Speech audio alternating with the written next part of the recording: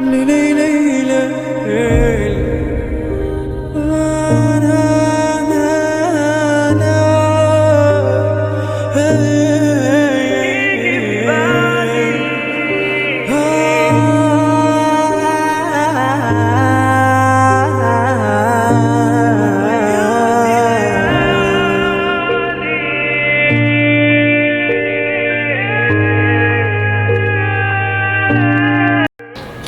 السلام عليكم.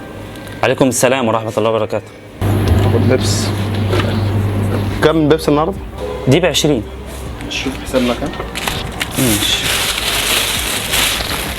ده 20. عليكم السلام ورحمة الله وبركاته. كده 50. تمام.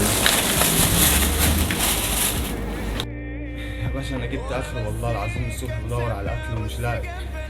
مش قادر. ممكن تساعدني؟ اساعدك؟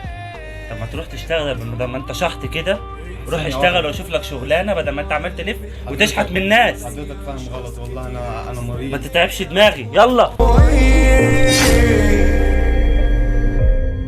بقوم من نومي مفزوع، دايما بكون المغدور، بحاول اهرب من وجع قلبي على خدي بيتي.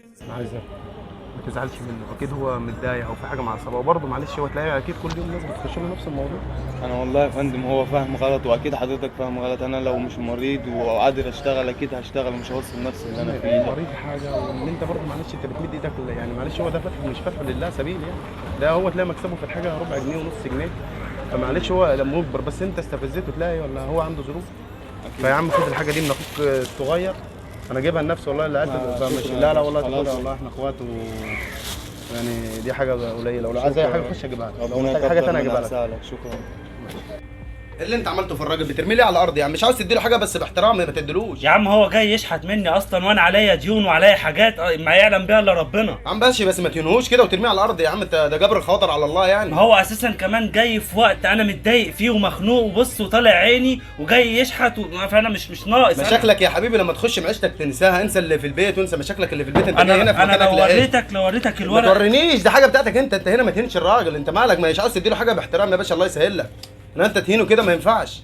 معلش دي ما انا المشكله ان الاشكال دي كل يوم عندي كل يوم يا عندي. باشا في طريقه احسن من كده، اقول له مع السلامه الله يسهل لك بتاع، انما تهينه وتوقعه على الارض ليه يعني؟ والله العظيم يا رب انا مش عارف انا هعمل ايه مع الناس دي. روح يا عم روح يا عم اتكل على الله يا عم. في مرايتي حبايبي ليه تلوني، في حكايتي بحاول اخبي دموعي،